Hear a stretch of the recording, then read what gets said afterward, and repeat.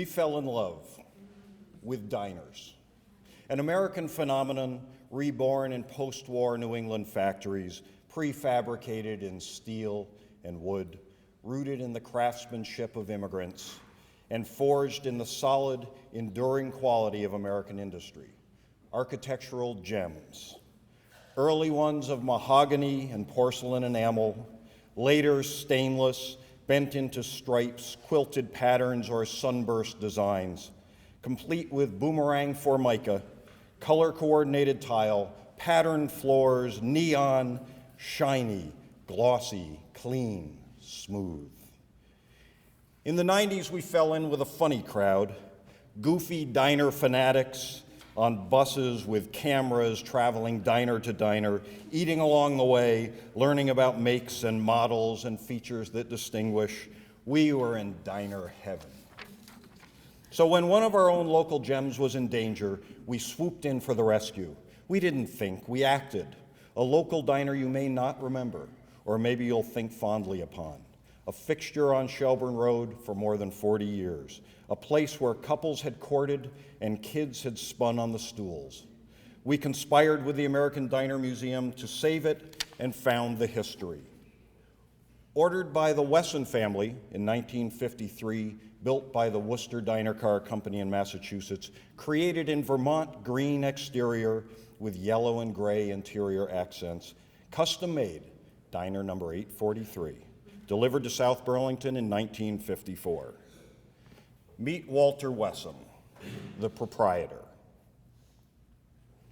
He had a dream to serve locals and travelers on their journey along Route 7, the main road from Burlington in northwest Vermont to Point South, a thoroughfare between Montreal and New York, before the days of interstate highways and affordable air travel.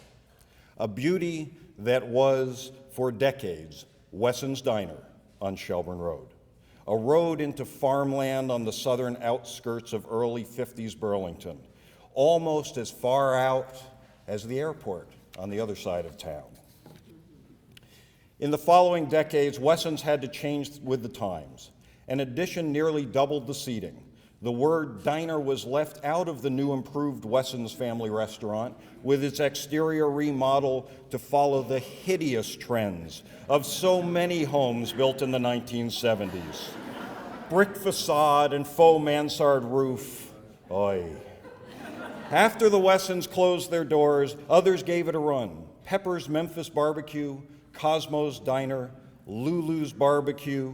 In the years since Wesson's opened, Vermont had gotten interstates, downtown Burlington boomed, and Route 7 turned into gas stations, car dealers, and fast food.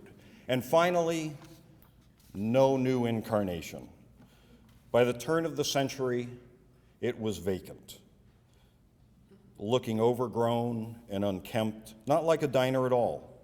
The new owner wasn't interested in what was inside. A new quick stop was coming and coming soon. Wesson's was destined for the wrecking ball. We were given 2 weeks. The same 2 weeks that our country waged war in Afghanistan, immersing ourselves in the work of the diner lifted our spirits, and the 50s surroundings gave us hope in the bleak fall of 2001. We were young, or younger at least, and full of dreams, jazzed on coffee and sleep deprived. We used tools we had no business wielding and tackled problems we had no idea how to conquer. We gathered crazy friends, people who had faith for no good reason.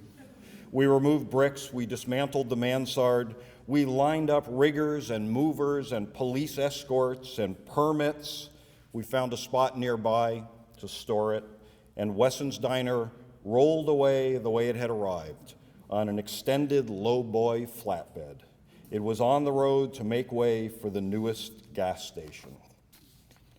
Freed from its 70s tomb, the diner looked shiny and full of promise in the October sunset.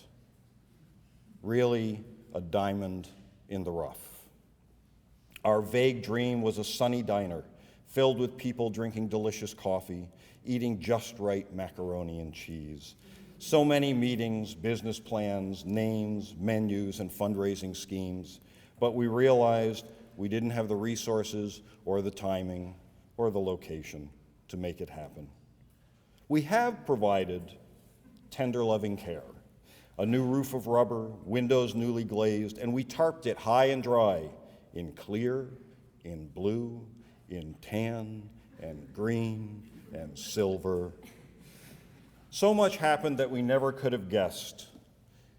In the world, in our lives, does the world, our community, still need a place where people can meet, be sustained, feel welcome, a diner in the tradition of diners? Perhaps now more than ever. We still have the dream, and we think others do too, and we're ready for someone to take it, run with it, open it, and let the sounds of clanging dishes and the smell of coffee come back and share it with the community once again.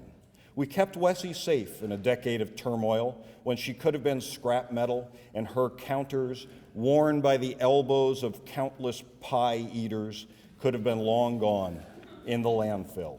A place to sit, to talk, have a shake, and be together.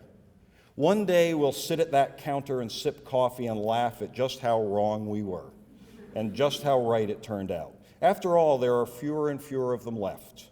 Newport's Diner gone south, one of our locals, once a family business, Mexicanized.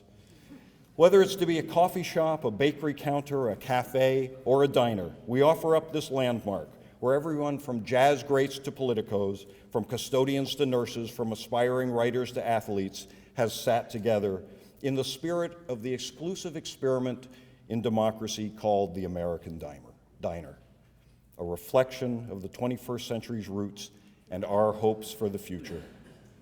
And your hopes too?